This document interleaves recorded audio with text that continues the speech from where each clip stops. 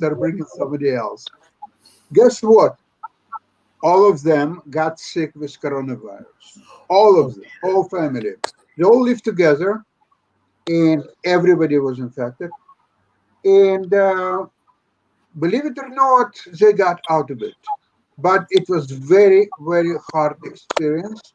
And they had a very high fever, like 40 Celsius, for more than a week. And he told my daughter that he saw that he will never make it. That's how horrible it was. But anyway, they're much better now. But that's now clears up a lot of things. In fact, it has to be cleared out whether he has Very high fever. immune, is he immune now to a new virus infections or not? What about the family? So anyway, they're all staying home now. They're in horror, but they're alive, and hopefully they got over it. It's not very pleasant story. But Sasha, I think cases in Canada and Russia are also picking up since I think late April and initial May, because I can see a lot of spike up in cases both in Canada and Russia.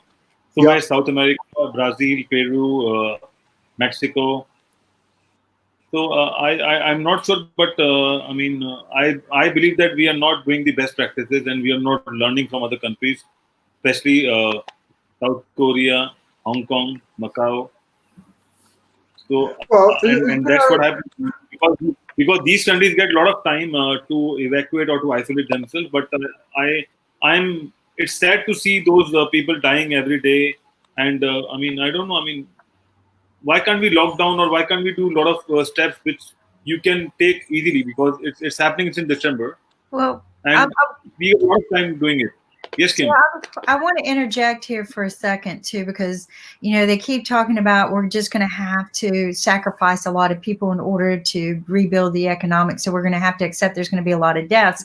And I'm going to try to pull that article up. And I'm like, why do we have to accept there's going to be deaths when Hong Kong has the blueprint and footprint that is already successful? They had 4 deaths since the beginning of this. All right, their increase of infectious rates were very low, and the reason is they not only tested people right away, but they started tracing back their steps. They didn't just test; they traced back their steps, and they contained the problem immediately. They labeled buildings where people were, not so that you could go get rid of them, but so that you could probably avoid the building or be smart for yourself, but be respectful.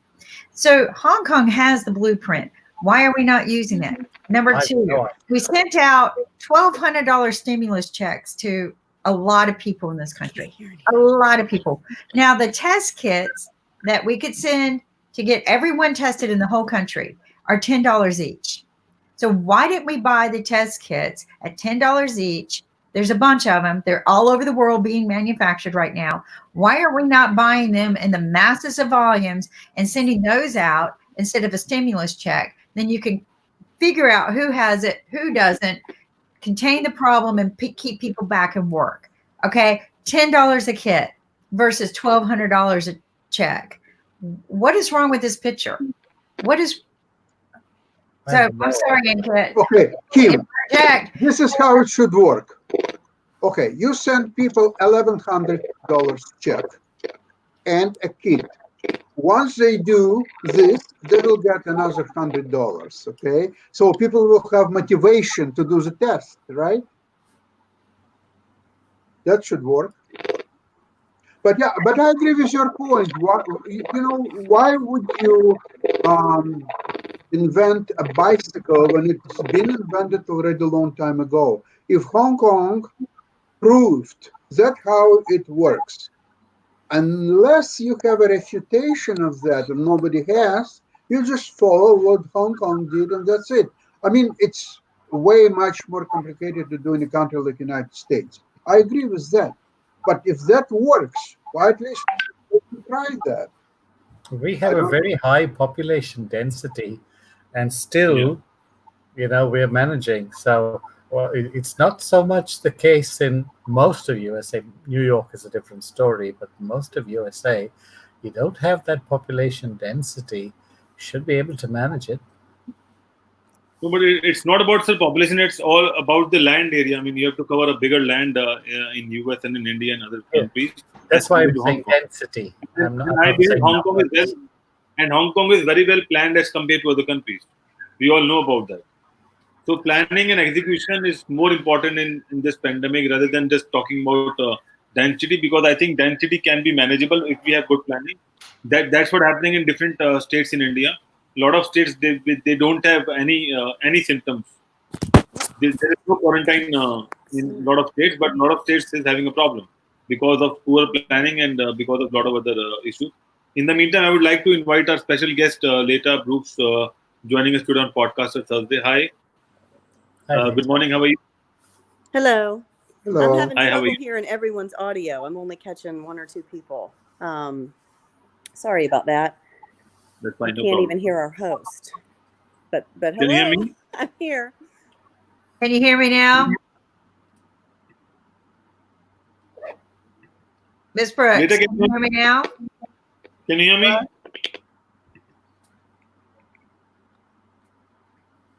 right. Just surprise, Amina. Can anyone hear me? I can hear you. I can hear you. Can you hear Can you hear me? Sasha? Can you say something? Sasha just looks up and gives me that look and is like, okay. So while we try to get some of the get Dr. Is it Dr. Brooks, Status Life with Leta? She's a podcaster and she does a lot of podcasting about Okay. lifestyle, about yeah. All right. So you know what I'm going to do? I'm going to leave the studio and see if it cleans up. You guys keep the conversation going. Let me know if it cleans up. And I'm just going to continue cleaning out my computer because something's in there. Okay. So, but Sure. let me know if it fixes the problem. Okay. Sure. Yes, Leta, can you hear me now?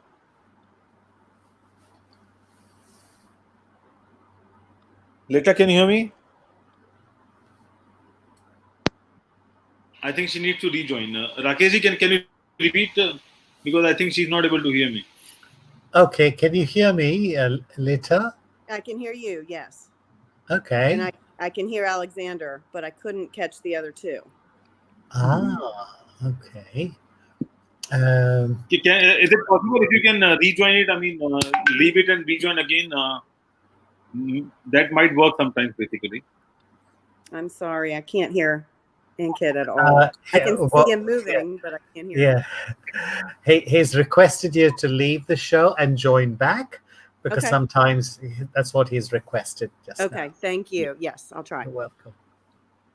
Maybe it's something to do that she's from the she's using a cell phone, and That's maybe what it is. Yeah. But fortunately, we are having a lot of issues since couple of days, and every issue is different from the other, and that's what we are figuring it out. Yesterday was a difficult day. We are facing a lot of issues, and also there are a lot of news about cyber threats to US and UK, especially to medical practitioners. So we were amazed what's happening around, and it was a difficult day, but we tried to manage it out. I was with the support team on StreamYard discussing what's the issue and how we can sort it out. So they were also having some problems with their servers because they're not able to stream it properly, and so was a lot of other things. So I think that I'm not sure, but there might be some issues with Kim's laptop, or maybe a bandwidth issue, or maybe multiple issues running at the same point of time. Because that's what's happening right now. I think I can hear everyone else, and I can't see the reverse voice coming. What about you, Sasha? Is it clear at your end? Hear you. Oh, well, I was surprised. I got yesterday email from Kim suggesting to go on a conference with Zoom. Yeah. I was trying, but nobody was on the Zoom, so I figured out that you're back on this. So Zoom is a backup option for us, basically. Zoom is a backup. Once this is not working, then we'll shift to Zoom. But we wanted to stay here and stay because this is much more appropriate, and this is what we have set it up since a while now. And this is working fine. There might be some bandwidth issues, so that's why the problem arises. I'll just invite later again. Yeah, I see. Hi. Hello. Okay, can you hear us? Hi. I can hear now. Okay, very Wow. good. Very good. I think because of you, you're using your mobile phone, so maybe that's why there might be an issue. Okay. Which browser you are using? Which browser you are using? Safari. Okay. Safari should work, but there might be, because generally we use Chrome. But are you on an iPhone or an Android phone? iPhone. iPhone. So an iPhone Safari works generally, but okay, might be a problem with some kind of a thing. Anyway, so welcome to ITV Podcasters Thursday, and our viewers would like to know more about you and what you do and how you have started. Sure. Yeah. So my name is Leta, and I live just outside of Atlanta, Georgia, and I'm an entrepreneur. So I have 4 separate companies. I own an interior design firm. I have a large 12,000 square foot retail store, and I was actually asked to do a podcast. I was brought on to another podcast in the Atlanta area, and it's produced by Business Radio X. That's the platform. So I was there to be a guest to talk about my businesses. And during that's where really the idea was born for me to do a podcast. So that's the platform I'm on, and it's going really well. It's called Status Life with Leta, and it's really a lifestyle podcast. We talk about interior design, heartfelt stories, just meaningful. We talk about weight loss. I mean, anything under the lifestyle category. That's, faith. That's what Status Life with Leta is. I'm a storyteller, and I like to bring on guests with good, heartfelt, meaningful stories. Mm-hmm. Wonderful. Good to know. So I heard when I joined, the discussion was about Corona. Is that correct? So I am recovering from the coronavirus. I'm one of the unlucky ones. I was diagnosed on March 23rd, and it took a solid 4 weeks to feel better. So what medicine a challenge. did you take to feel better? Medicine or therapy you are following? I mean, the medicine? Yeah. None. There was nothing. The only thing that they told me to take was Tylenol. It took 11 days for me to get my test results. So for 11 days, Really? It gets worse and worse. It's exactly like they say on TV. If you haven't had it, it sits in your lungs, and it's very difficult to breathe. That dry cough when I would move around. Low-grade fever. My fever never got over 100, but extreme fatigue. I mean, I could sleep 10, 12, 15 hours a day. I couldn't stay awake. So again, it was a very, very, very slow recovery. But medicine, they said, take vitamin C. And at the end, I was still not getting better, even at day 15 and 16. And they said you can take kind of a cough suppressant, but that was it. There's nothing else that they gave me. But when did you realize that you have the symptoms of corona, and what you did after that? So I realized I woke up on a Monday morning, and I had body aches. I was just very uncomfortable. And then I throughout the day, developed a low-grade fever. It was just about 100. And I was extremely tired. I have 2 small children, and I fell asleep trying to help them with their schoolwork, which is not like me at all. And so I called, a friend had given me the urgent care. You call a coronavirus urgent care line in my area, and they put you through just on the phone, a questionnaire. Based on how you answer that questionnaire, they sent me to one of those drive-through facilities where you just drive up in your car. They tested me for the flu first, and I tested flu negative. So then they tested for corona. But it still took 11 days. So in that 11 days, 7 days were very mild. The first 7 days were only fatigue, body ache. I had a lot of sinus trouble. My ears hurt. I thought I probably just had a sinus infection. But then on the 7th day, it went from here in my sinuses into my chest. And that's when I knew. And then I got really sick. So it was a week of very mild symptoms, and then a week of more severe. You have to sleep elevated. The doctor told me, do not lay flat. Do not lay your lungs flat. So you're sleeping, on an angle but the headaches were very, very severe. It was very uncomfortable. So you're exhausted, horrible headaches, hard to breathe. And it was a week, it was about 7 days of that severity of the symptoms. And then it was 2 weeks of getting better, probably 10% better every day. And it lingers. I mean, when you're in that 2 weeks and you're not getting better at a rapid rate, it's very frustrating. So it was 4 weeks from start to finish. Wow. So do you feel that you recovered 100%? Do you feel 100% like before the coronavirus? How do you feel now? Do you feel that you recovered 100% from coronavirus? Are you 100% out of coronavirus? I mean, are you Yes. negative now? Yes. So they won't retest because there's not enough tests available. But I feel 100%. Yes. So the doctor told me, and I know that there's conflicting information about this. He told me on the phone, "You're good. You beat it. There's nothing to worry about. I now have the antibodies in my system because I was corona positive."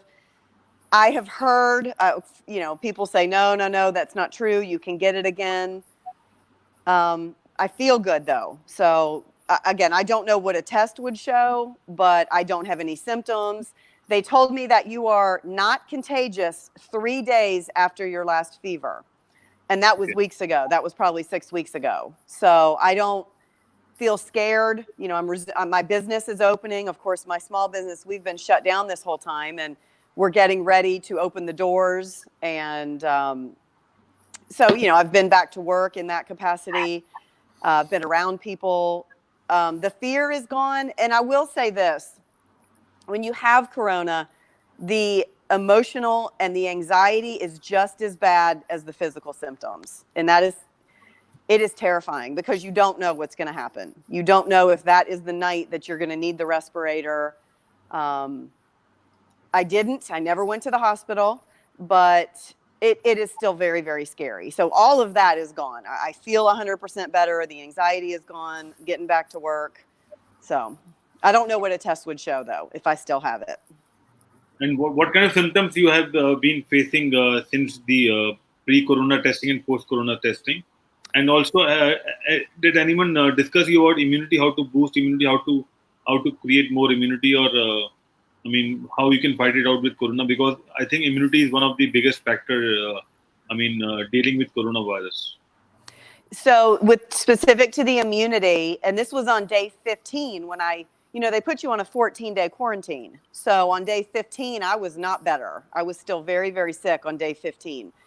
So we called the urgent care nurse again, and she said at that point, go get vitamin C. She said that vitamin C really helps. Of course, it builds immunity, and it sounds like common sense, but she said they're seeing it help coronavirus patients. I went and sat out in the sun for the vitamin D. I know, again, these are common sense things, but I put all of them together.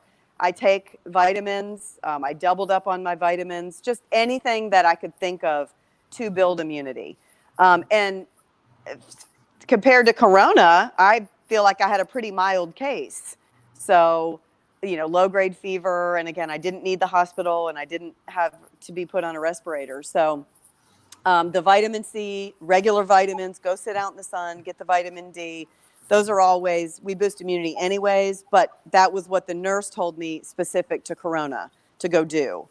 So, and you asked about the symptoms before and after. I mean, I feel now just as I did before. I feel 100%. I'm starting to exercise again. That took a long time because it's in your lungs. I mean, even, again, my 2 small children, we would try to take a walk, and that was very laboring for me, just to walk around my neighborhood and get fresh air. You could still, it attaches. It attaches to your lungs, and it does not want to let go. So, but now I'm back to normal. I'm starting to, again, even exercise and push my body to those kind of limits. So I'm pretty sure that it's gone because I feel so much better. And you live with your children basically. So how you protected your children because you have that virus and it spread it across? What kind of precautions? Yeah. That's a good question. I asked my doctor that when he called on day 11. So I had been in the house very sick with my children. They are 8 and 11. And he said, you have to assume that your children have it. And he said there, and even the night that I went to the drive-through clinic for the test, I was very upset. I was very scared.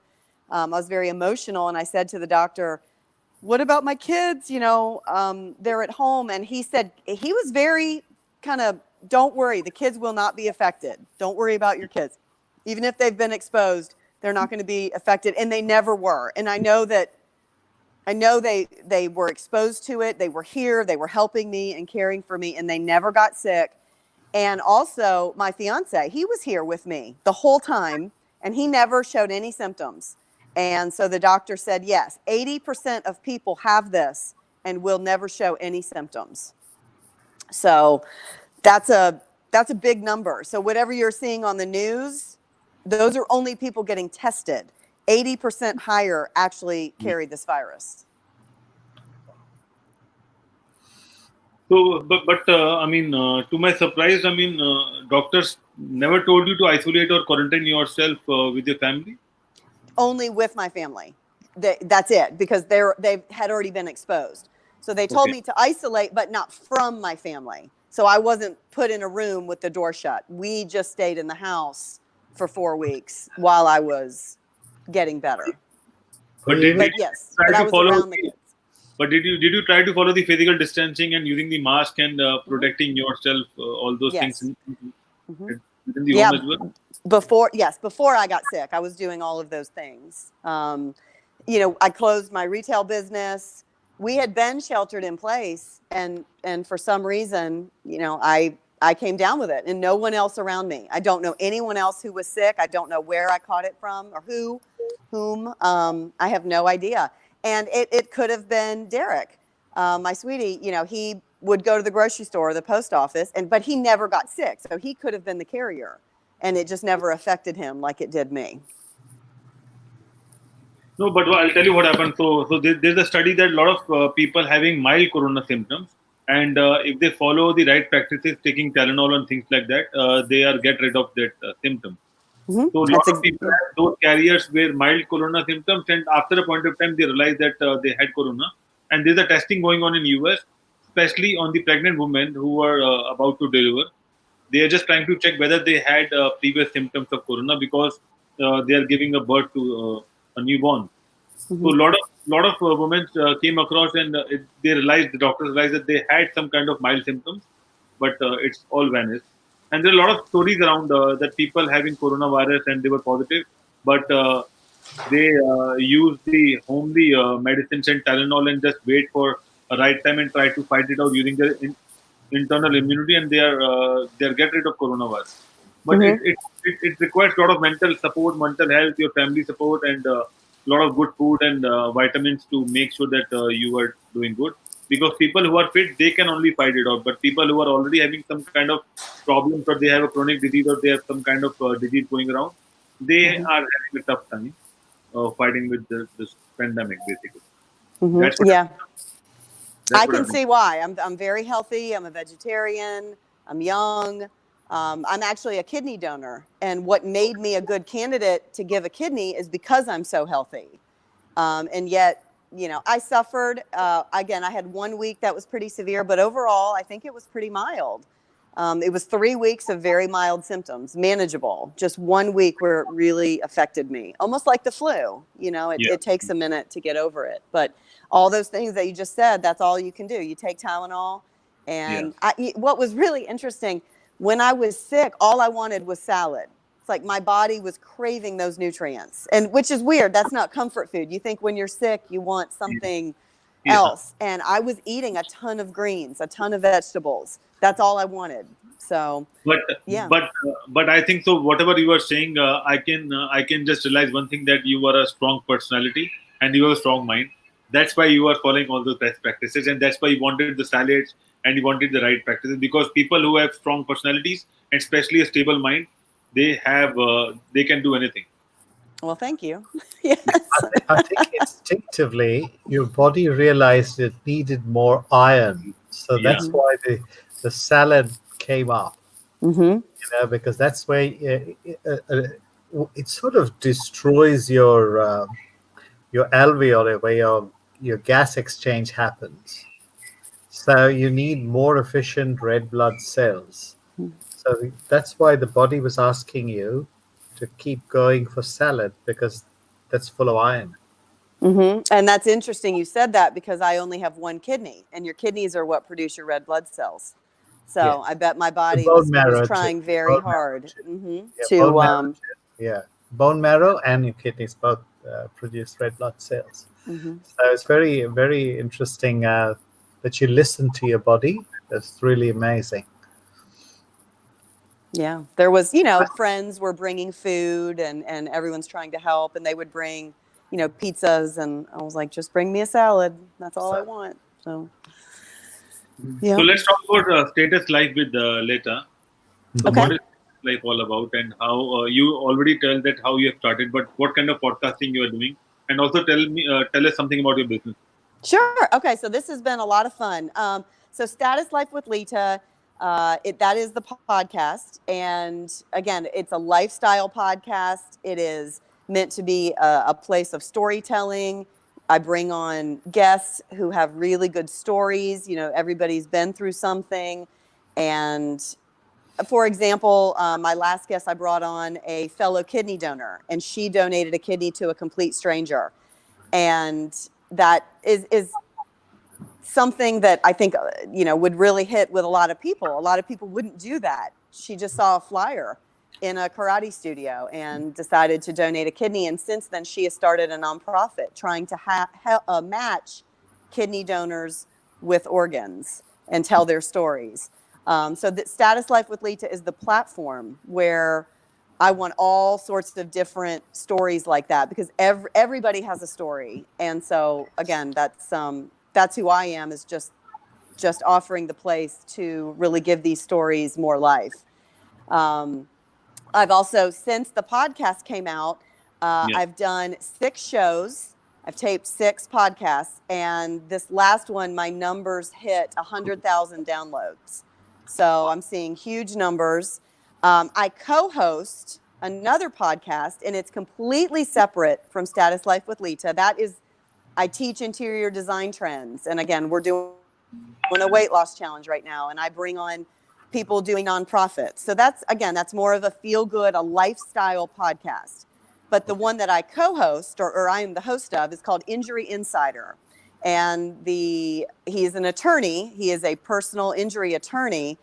And he gives all sorts of different legal advice. He talks through insurance and claims, and he'll debunk myths. We talked about the McDonald's case, where the woman, there's all these myths about what happened with the McDonald's case.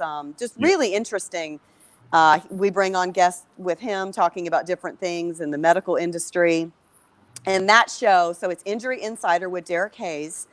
And so I'm on 2. Again, I have my own show, and I host Injury Insider. And Injury Insider is also just hit close to 100,000 downloads. So both the shows that I'm doing are taking off. I've done 6 of each. I've done 12 shows total, and I'm at now about 200,000 downloads between the 2 shows. So they're really taking off, which is exciting.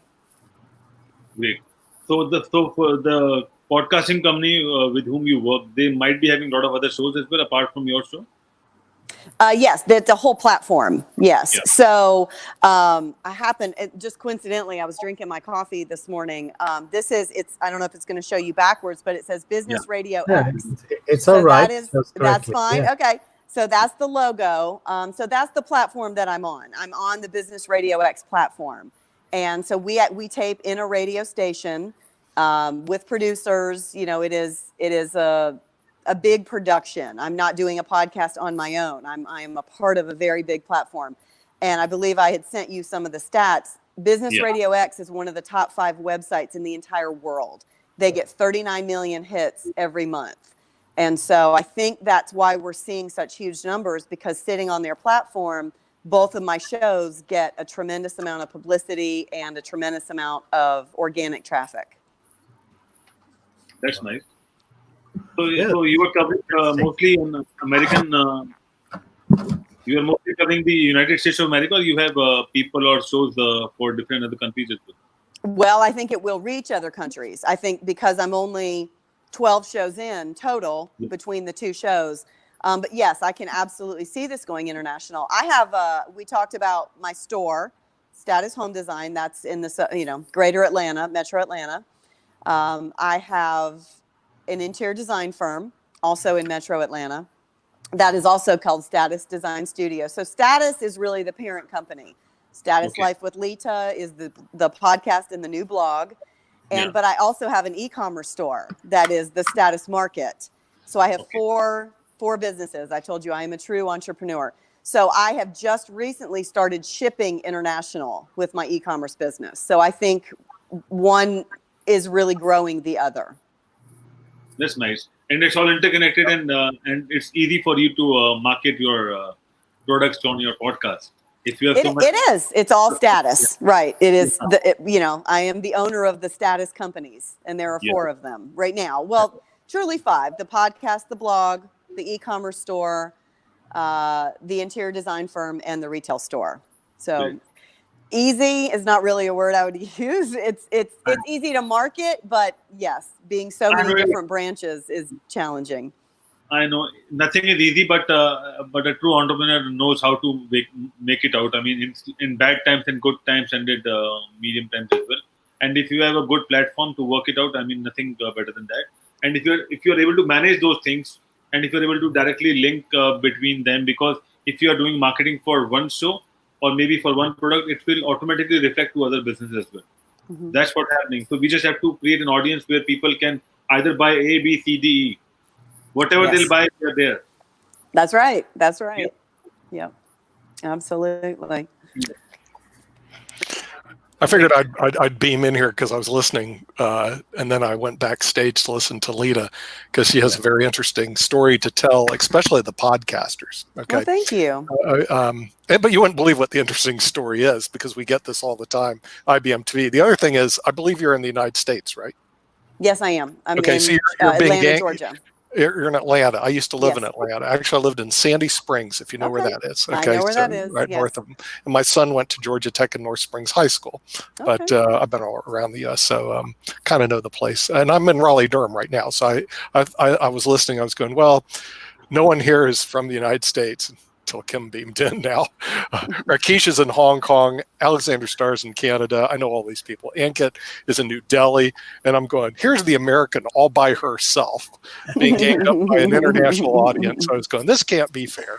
That's okay. It didn't faze me one bit. I love it. Good. I'm so glad. But here's the interesting thing, because we IBM TV, we serve what I call underserved communities because PBS won't do it anymore.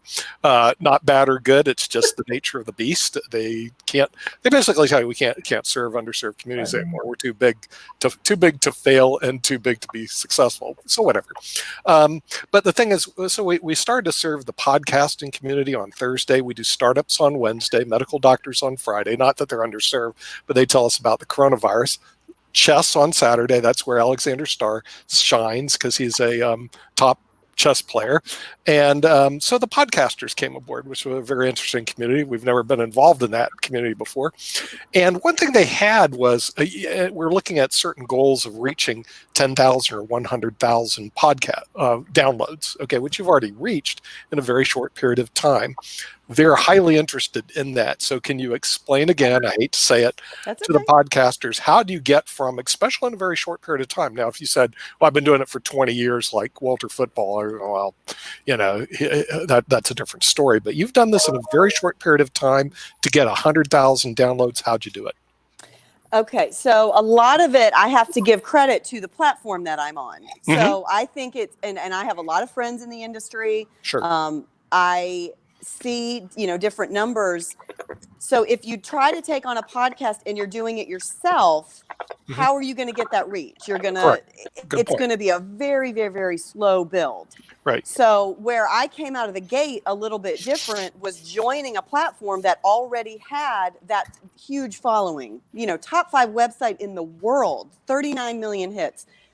That is coming out of the gate with a whole lot of steam.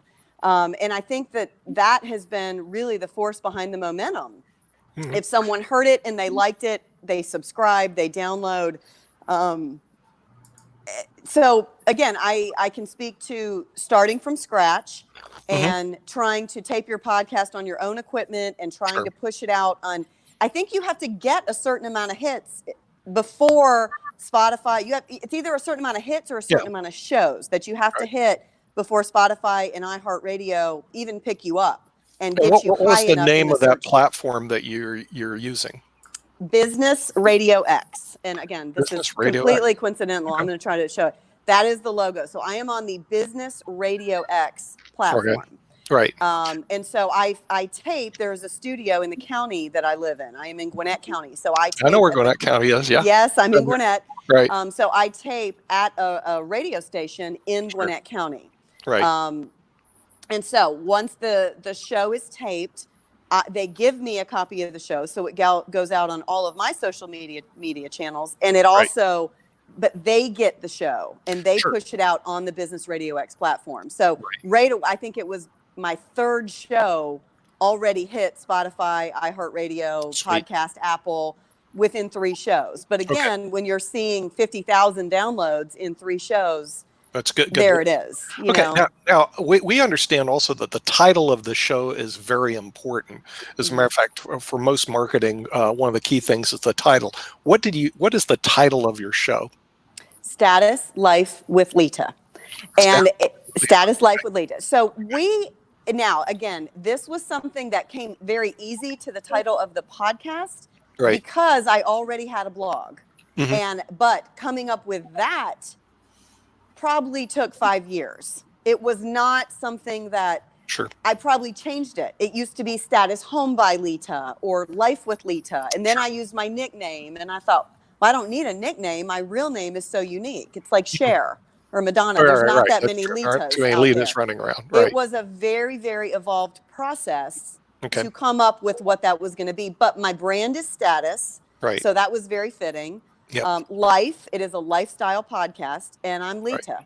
So it all fits. So Status Life, that's like Martha Stewart, or what does Status Life do? I'm just curious, right? Yeah, no, it's great.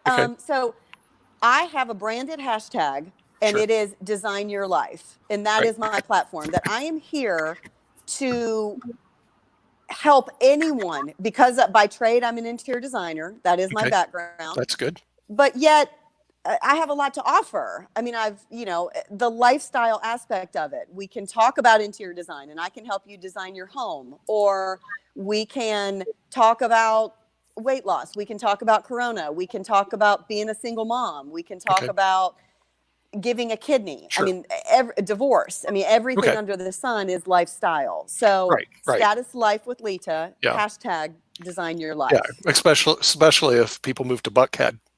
Right. Excuse me. You would get that.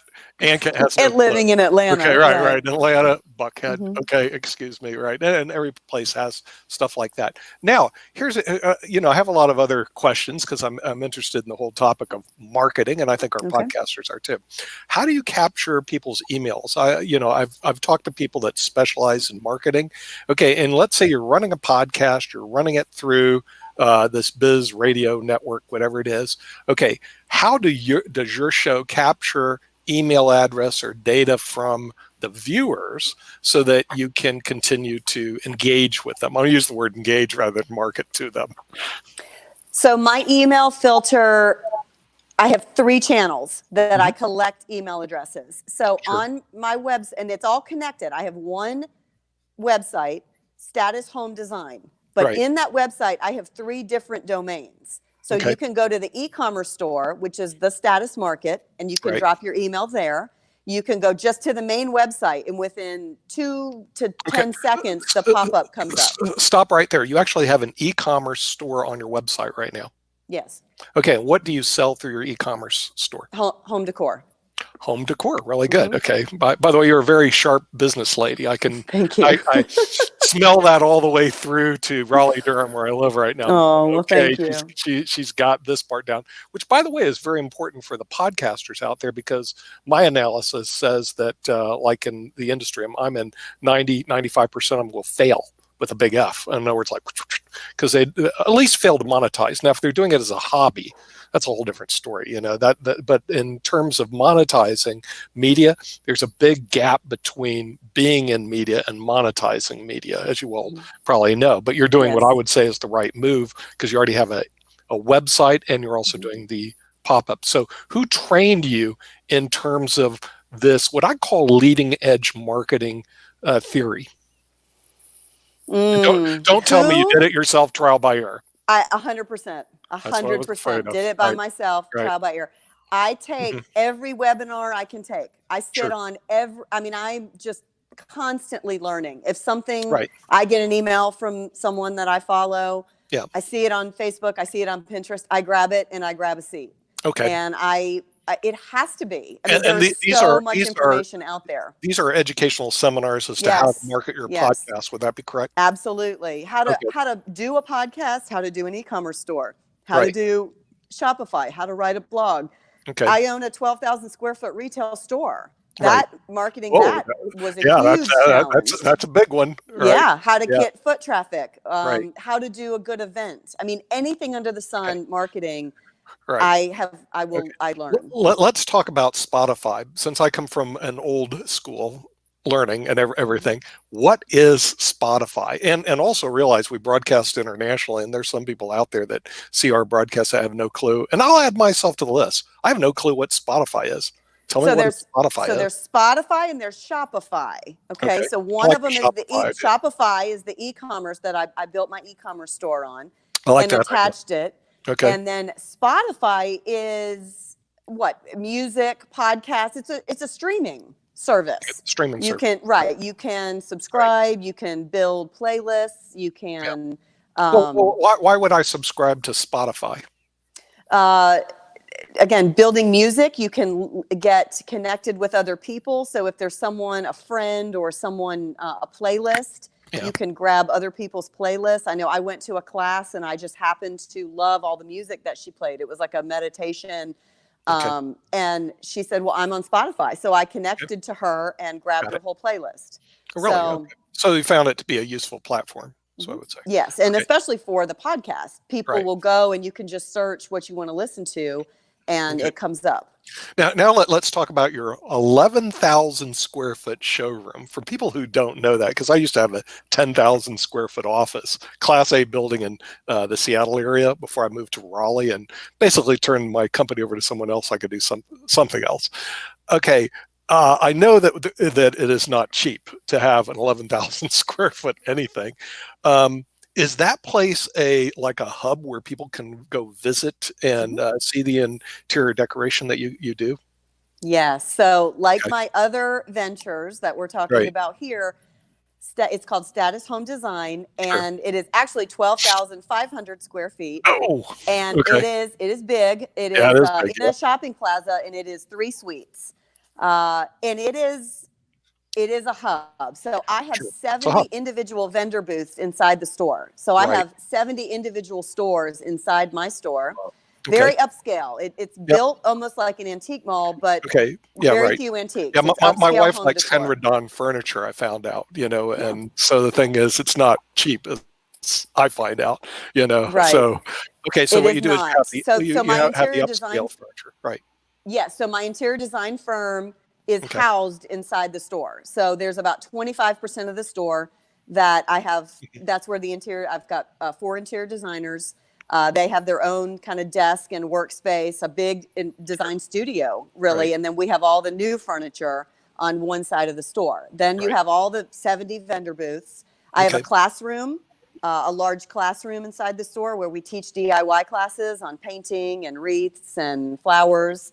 And I have a seamstress, upholsterer, who has a very large workshop inside my store. Because I need one on my Henry Don furniture. It needs to be all redone, and I know it's going to be expensive, but that's a dying art. It is hard to find a seamstress. So between the designers and again, it's design your life. The store is one-stop shop. You can shop the merchandise. You can hire a designer. You can hire a seamstress. You can hire a carpenter.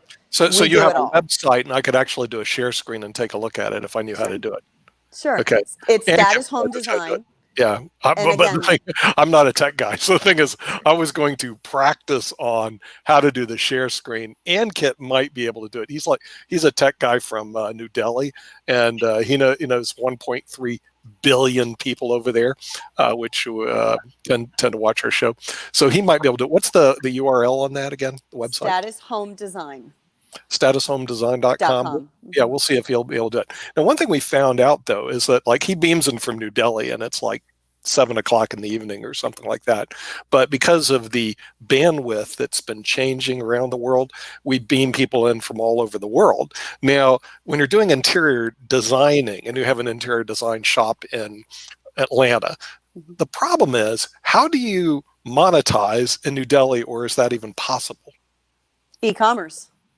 That's the only way to do it. It's that is why we built to get out of becoming regional, to go national and to go international. We had to go e-commerce. Okay, all right. Now the thing is, okay, here we go. How to help design your life. I think we found it. Right? Is that it? That's it. That's it. Okay. Now, and you have an e-commerce site. So that is up there. If you see all the categories at the top, it is home store, carpentry, design, which events, blog. Join our team, events, blogs, etc. Contact. Where's the e-commerce site though? Market. Where is it? Shop. Shop. Where's shop? So that's some of the designers. Hold on a second. Go to the where it says market. And that'll take you to a different URL, but it's all connected. So that's my e-commerce store. Oh wow! Well, they've got some nice stuff. That's pretty cool. Okay, so on e-commerce, not that I'm familiar with this. Also, your distribution, usually you have to have distribution centers and be able to distribute on a worldwide basis. The United States, you can have, and we have an e-commerce sponsor of our show, actually, the Dollar Store Online, and they have centers in the U.S., but they don't have them internationally, so they don't ship internationally. Okay, so let's go take a look at some of these products. I'm just curious. Let's say if somebody wants a white lantern set. Okay, in the United States, they can drop ship it, from what I understand. How do you sell this to our 1.3 billion viewers in New Delhi or in India? It's all in-house. So my distribution center is in the store. So what you're seeing there is in stock. Now, if I sell overstock, I'll just order more, get it to me. I'm only drop shipping furniture, which we haven't even loaded yet. Okay. Because it's too big. I don't want to handle the shipping and the packaging. Even the white lantern set, if you wanted to ship it to India, aren't the shipping costs astronomical? Yes. It is. That's what I was afraid you're going to say, because it is. It's you got to get it overseas. We were going to do some shipping to Africa, actually some books, and I was going, wait a minute, the cost of shipping far exceeds the cost of the book. Right. I was going, oh, how do you ship internationally without having, in other words, unless you have a distribution center inside of that country, it just doesn't seem to make any sense. And we see Africa obviously being a big demographic for what we do, and but the e-commerce products end basically today at the borders of the United States, although this guy does plan on putting distribution centers in two places we beam to, Australia and India. And so I'm looking at all this nice stuff. I'm saying, hey, that's great. But if you're in Australia, Willie's not here. He's usually on Wednesday from Australia. How do you ship it to Australia without just getting whacked with huge... But the shipping cost has to fall on the buyer. Oh, no. If they want it, and it's something they can't. I mean, this is home decor. I mean, chances are they're going to find something. If there was a one of a kind, unique piece, think about eBay. If they're finding some kind of collectible, they're going to pay it. If they really want to get their hands on it, and it's $50, $60, $75 for me to ship. I'm sorry, I can't cover that. I don't have that much profit in the piece. Yeah, right. Yeah. In other words, the things you have to pass on the shipping costs because of that. And Australia and New Zealand, they do have a problem in terms of getting products from the United States. My wife used to live in New Zealand. She went to high school there. And she said the funny thing is that, these old ringer laundries, those were the modern laundry in New Zealand, because they had all old products because it's so expensive to ship to New Zealand. So it was what I call an issue, and I'm not sure how you get around that particular issue in terms, and I don't even know what they do today to be able to have, top level products in the country, unless you set up a distribution center and you mass ship the stuff there. So Okay. I've been approached by a plant, an industrial plant in Vietnam, to start producing my own merchandise, my own private label. Sure. So that'll be a whole nother, I got a lot on my plate anyways. Yeah. So to really come up with an R&D team and decide what status Life with Leta, wants to manufacture, but they want to use the Status brand and again, start producing product out of Vietnam. Right. Yeah. Yeah. When we have, I have a question. Why don't you choose Amazon FBA instead of Shopify? Because if you choose Amazon FBA, they will be handling the delivery worldwide. If you compare with Shopify. Honestly, it was just the way the site was built. My designer, my graphic designer, my web guy, he was very familiar with the Shopify platform. And I just let him have the reins on that. He just built it. A whole lot of, I don't want to say a whole lot of decision making didn't go into it, but when you're working with someone and that's what they're recommending, we just went with it. And again, we do it all in-house. At that point, I didn't even think about outsourcing the shipping. We can talk offline, but Shopify is a platform only for e-commerce. But if you want to do a global e-commerce, you need either you'll do it on your own or you need a partner who runs globally. Right. So Amazon is someone which, if you do it with Amazon, you can deliver around the world, and they will take care of the stock. They will take care of the delivery. You just have to focus on the good product, and that's it. And that may be something that we look to. The bigger that we get, I have an Amazon facility probably 10 miles from here, where if we partner with Amazon, it's not about the facility. It's all about how you partner with Amazon. So we are tech partners. We bring people on board with e-commerce on Amazon, and so is Shopify. So we do Shopify for smaller people who are starting it up, and people who wanted a bigger market. Then we move them to Amazon. Move them. Okay. Well, good to know. That's probably going to end up where we go. Because your website is live and you are showing the price, which is $20. So the $20 price is for US. But if someone is ordering from some other country, they are also seeing the same price, $20. So they will buy you for $20, and it's not written anywhere that what is the shipping cost or what is the price for a UK company or maybe an Indian price as compared to US price. So it should be a disclaimer that these prices are only for the US. For the US, sure. Yeah, right. That is Yeah, because distributing like videos and distributing blogs and podcasts worldwide they've scaled it, so it's not really a major issue as it was years ago. But distributing hard products is still an issue because of the distribution points and the distribution centers. But see, what we do also is like we'll do this interview like that, and can actually cut it up to one piece that goes to the people that are interested in that one particular piece. Nice. And a lot of them, the thing is, one of our marketers that is the largest seller of chess videos in the world, and I'm going like, what a niche market. I mean, and what he does, he's got a whole platform that, and he showed me where to go get it, that breaks down all the emails and all the people that come to his site to their level of interest in particular items. I mean, he's got this down to like a big science. I was going like, wow. I didn't record him, but I'm going to bring him on and record him, because there is marketing that you learn in school. And I hate to say it, it's really grade school, even though it's in college. And then there's marketing that you're doing, which is like light years ahead, unfortunately, which is not presented at major universities in the country. And I'm a professor at Northeastern University, good school, but at the same time, there's a big gap between formal education today and, frankly, a lot of good education you can learn on the internet if you can find it.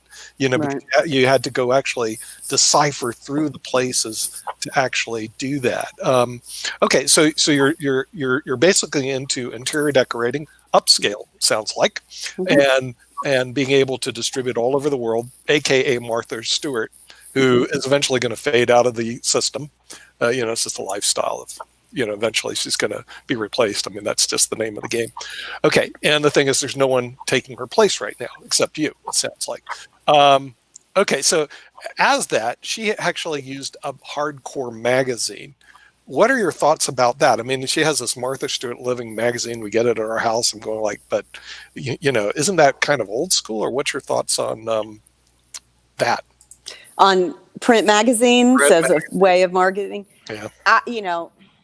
I have heard, and I have friends in editing and publishing, and I do a lot with the magazines here in Atlanta.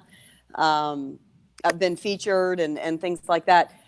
So I know they're still out there, but when you hear the numbers from a marketing perspective, everyone, even a few years ago, they kept saying print marketing is dying. Print marketing is dying. But I don't know. I mean, you go to the newsstands and they're still there. I mean, I'm not in publishing, so I don't know what happened to their numbers. Meaning, if they used to do 1 million and now the run is only 500,000 because that many people aren't buying. Now everything is digital. They're looking at the magazines, but they're looking at them digitally. So it's not my expertise. Would I love to have my own magazine one day? Absolutely. I think that's, the bigger that I can grow the brand, the better. And the more people that I can help and use my hashtag Design Your Life, let's do it. That's always been the platform and the intention. But again, like I said, I do a lot with magazines. I have a lot of friends that are editors and publishers, and they're going strong and very successful. So, but you still hear it. Like I said, sure. Print is dying. Yeah, yeah. Well, I just see it, as a stock going down. But like a lot of stocks, they go down, but they just don't. They don't completely die. It's still out there. You can still buy the New York Times hardcore. Like I was in New York City in the end of January, right before this COVID-19 hit, and we bought the New York Times right off that. But we also have it online digitally, and we tend to today read more digitally than not. Do you guys work in publishing articles off of some of your? There's a program I believe that actually will take a podcaster and turn it to an article, then from an article into something you put on your web that gets picked up by the internet and increases your SEO response. Do you have anything like that going on? I don't, not with an outsourced company. The only thing that I do personally, and this is really where the blog really stemmed from the podcast, sure, is I take my topics and I turn them into a blog post and put them on my own website. Right. So it's not a company doing it for me. It's just me taking the topics. Yeah. Yeah. Well, I'll bring Will on. There's apparently some automatic program that does that. In other words, let's say you do you do your podcast. What it does, from what I understand, it takes all what you just discussed, puts it into an article that you can then put on your website. Then you put these hashtags on, driving more traffic to your site. Like nice. I said, this guy is a little nuts when it comes to marketing. And then he talks so fast, I say, Will, slow down, man. You got to connect me with him. Because the writing a blog post is a tremendous amount of work. It's about 10 hours per blog post. So if I could do the podcast and just have it out there, that's what I'm saying. You do the podcast. And there are a lot of tools available in the market. So what you can do is you can convert your podcast into a blog. And also, whatever ways you are doing it to put your blog on a website and then link it to social media and things like that. If you have steps ready that you have to do these steps every time, you can create a bot and the bot will do it for you. You don't have to do it. Oh, nice. Yeah, and he said there was some certain software, Cav. It's all about good tools. It's just about good tools. Oh, there we go. Good tools. Right. He said there was some certain software like Cavio. Have you heard of that? Kavio. It's an email software that produces the tags. And then he told me there was one other thing. He moves so fast. He goes, you got to use tripwires. Like, what's a tripwire? And then there was another thing he wanted to use here. And like I said, it's called Stamp.io for reviews. That one I have heard of. Yes. Oh, really? Okay, yes. Right. And what I'll do is I'm going to bring him on and do a recording of him because we had a private conversation with him. Okay. And I started thinking, because some of the people that get into the podcasting area, the first thing they ask us, well, how do you get the traffic and how do you do this and how do you do that? And I said, well, that's a good question. And you really have to learn from people that have done it before. Some of them are what I call early stage. I don't know if they're going to go anywhere.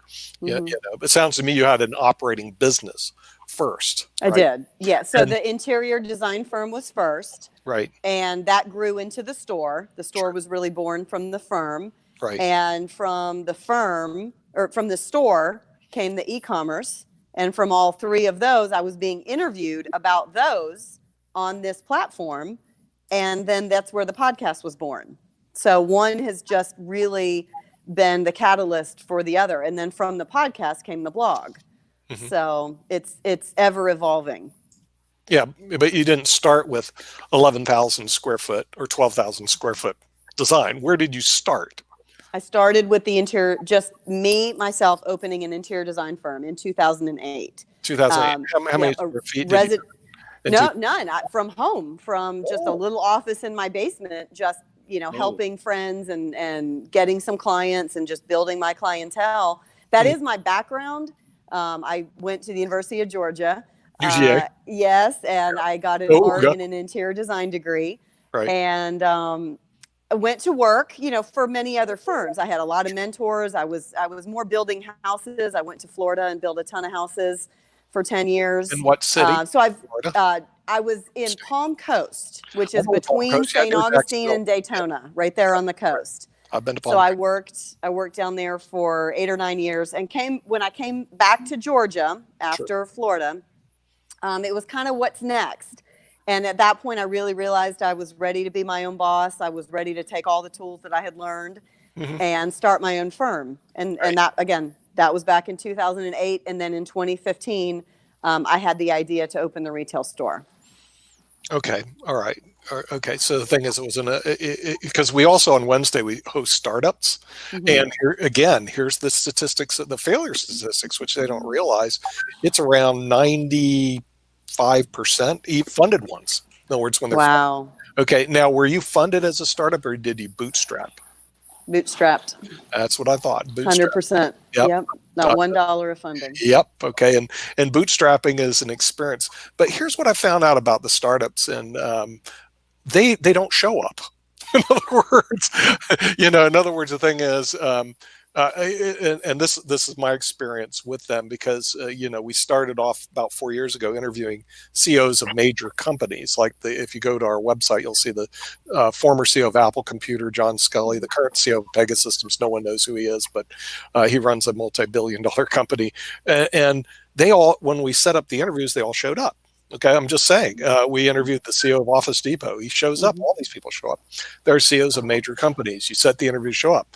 We did we were working with IBM to do a series of interviews with startups at CES in Las Vegas. We had this mansion. We invited 20 of them to show up. 2 showed up. 18 of them blew us off. Okay, and I was going, are you kidding me?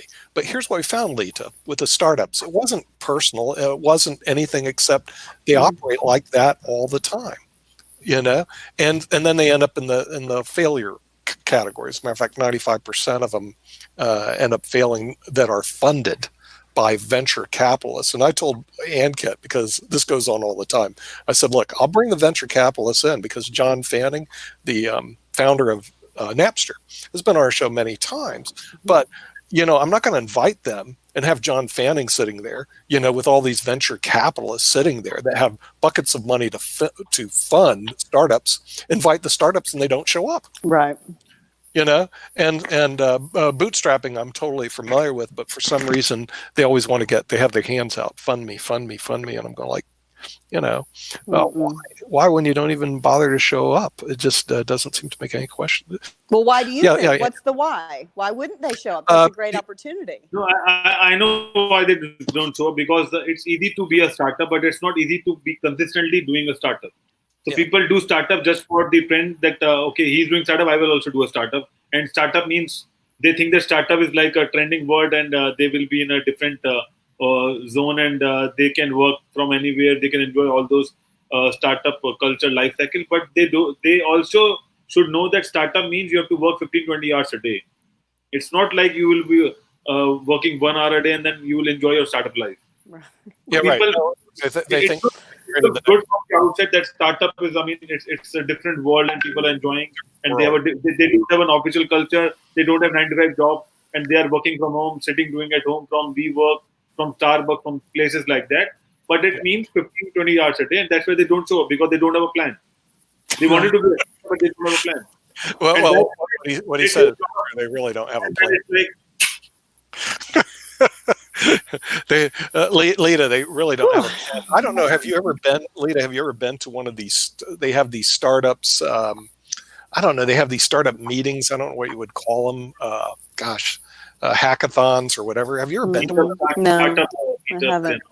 Okay, and then if you hung out with them, I guess you'd find it interesting. But a lot of them are tech people, and the real problem with the tech people, it was written in Peter Thiel's book, 0 to 1. I don't know if you ever read that. Anyway, Peter Thiel founded a company called PayPal years ago, and he's done very well with it. I bet he has. But you know where he did better is he actually was one of the original founders of Facebook.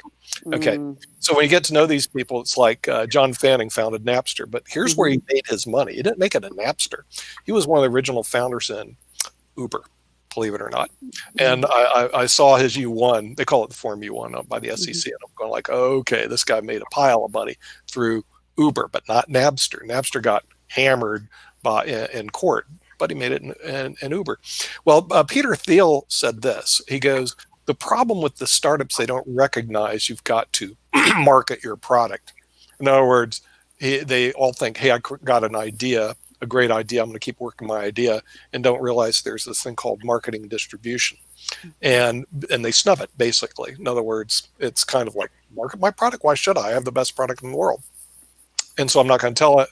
It doesn't realize you could have the best product in the world, but if you don't market and distribute it, so what? And that's part of the problem out there. It's a anti-marketing attitude among tech people. Okay, now if you said, hey, look, I'm an interior decorator, I'm great, I've got the best stuff in the world, but I'm not going to market it, how would your business go, Leta? It would fail immediately, and that's probably why what you're discussing, the failure rate is so high. And I can tell you from personal experience, I opened a retail store, beautiful store. I mean, it's got a really unique look, new in our area. There's nothing really like it right here, in my backyard. And I just thought, again, this is naive. I had an interior design firm, but I had never owned a retail store. And I thought, well, I'll just open the doors and here they come. Not the case. We had a lot of lookers, people, just wanted to check us out. And that's great. But that is not what is going to sustain a business.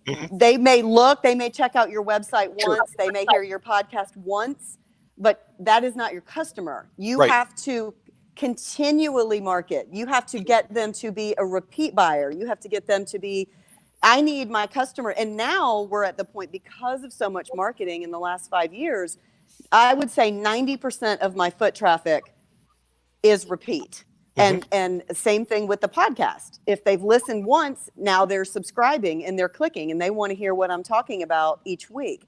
But it is constant marketing. It is taking each show and pushing it out there. It is trying to do opportunities like this, whether I'm online or whether I'm at the store. But yes, that is, it is probably one of the hardest things. You can get somebody to kind of show a little interest, but to get them to truly be your customer takes a tremendous amount of work, and that work also translates to a tremendous amount of money. Yeah, it is, and you have to continue. The minute that you slow down and pause your marketing, they're done. They're on to the next person. You and I are on the same wavelength on that, because one of our podcasters was saying, build it, they will come. No. Look at the Field of Dreams. You built this beautiful baseball thing in Iowa, and a bunch of people showed up. And I said, that's look, a fictional movie. That's what I'm saying. Dude, I said, that ain't true. That ain't gonna happen. No, you build it. Yes, build it, and they come and they see, and then they're gone. How do you get them to come back? We call it the champagne. You have to give them something. My podcast makes them feel good. They want to hear what I do next. If you come in my store, you get a loyalty card or a free gift. Whatever it is, you have to grab those people and make them your customer, make them fall in love with you. And, some of that comes with intention and being genuine and having mission and wanting to serve. And, that is a whole nother part of the marketing and really pushing your mission statement out there. people will grab onto that. But it also is again, whether it's an e-commerce site and they get your package, and in the package you've made it really beautiful. So opening the package is just as fun as the item that you're getting. You have to think about all of these things that go into your brand and go into your marketing. And so they want to order something else. They want to go back to your site next time they need something. If you just ship them a cardboard box and there's no thank you card and there's no logo or nothing, then they're going to go to the next store or the next ad they see on Facebook. They're going to forget about you.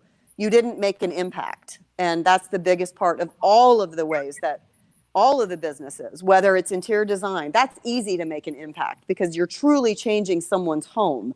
The whole point of interior design is to make an impact. But the store is harder.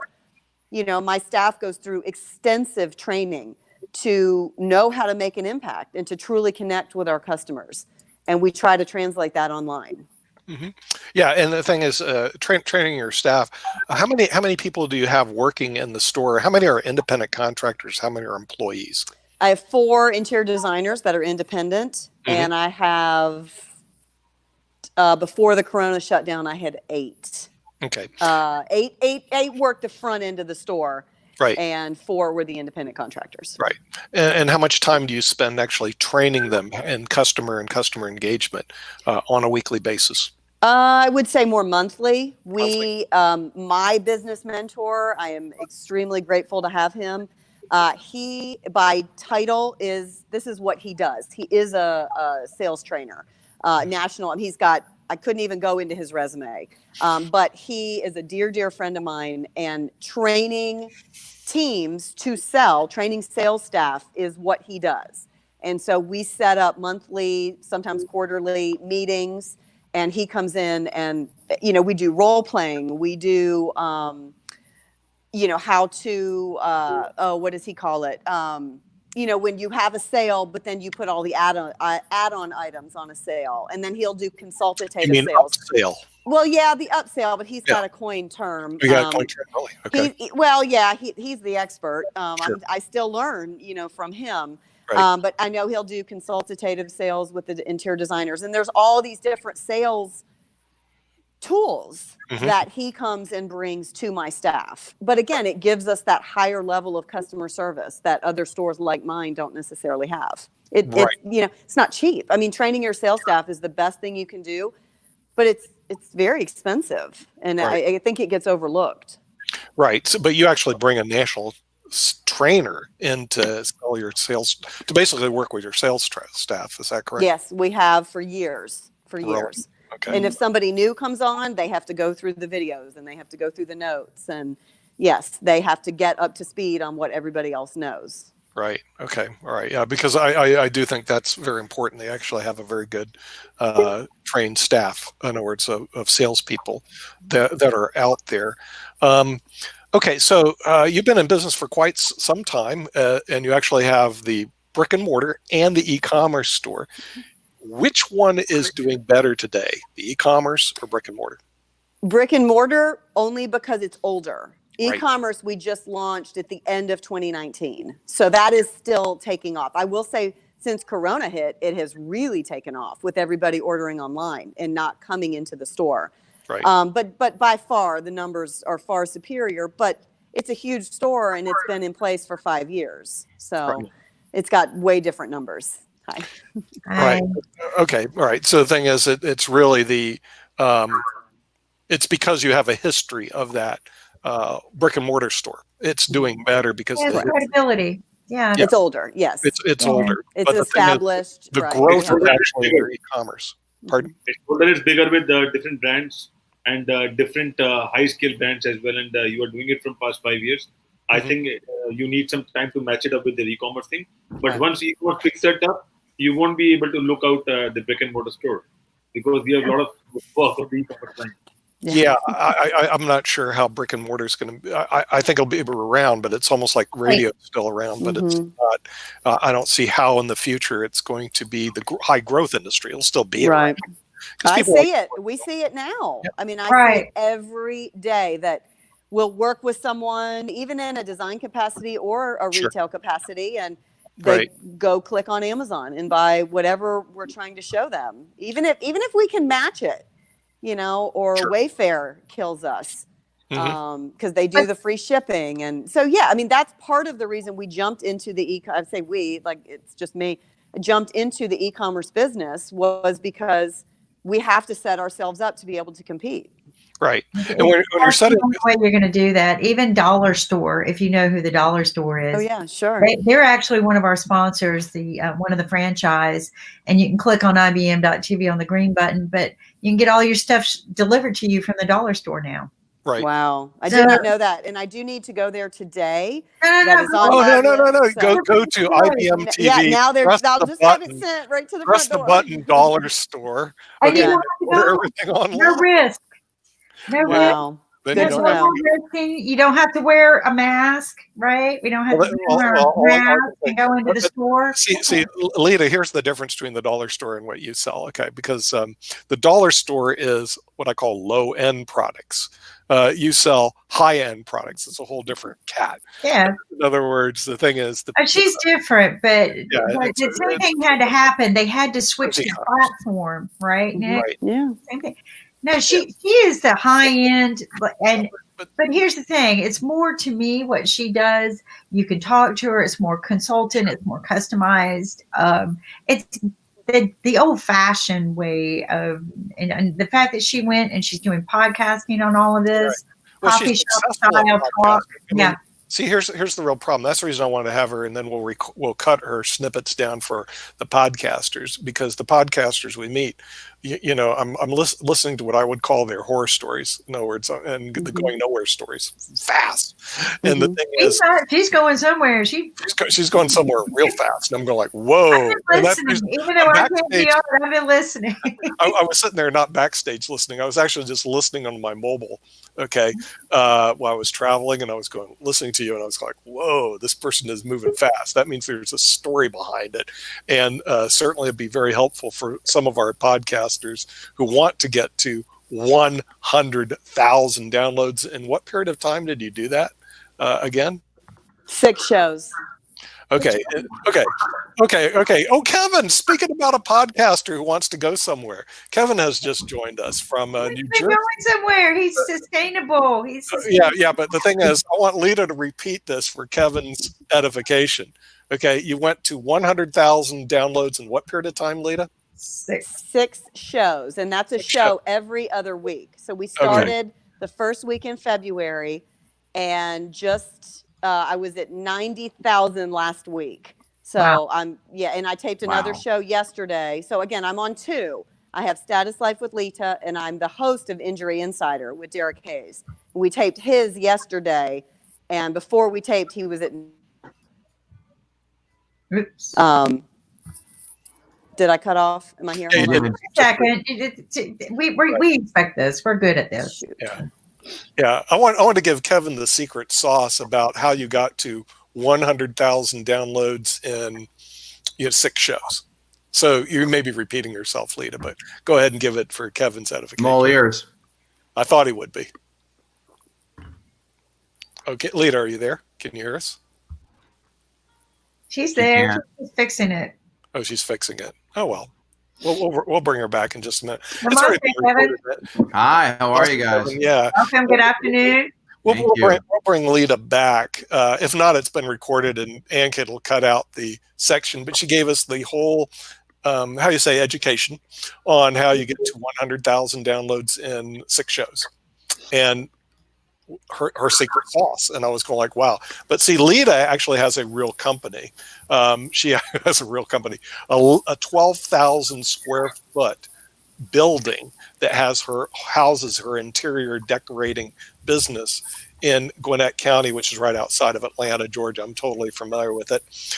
Leta, who's very advanced, actually even launched an e-commerce site based on her brick and mortar business, and has the podcast, which has 100,000 views after 6. So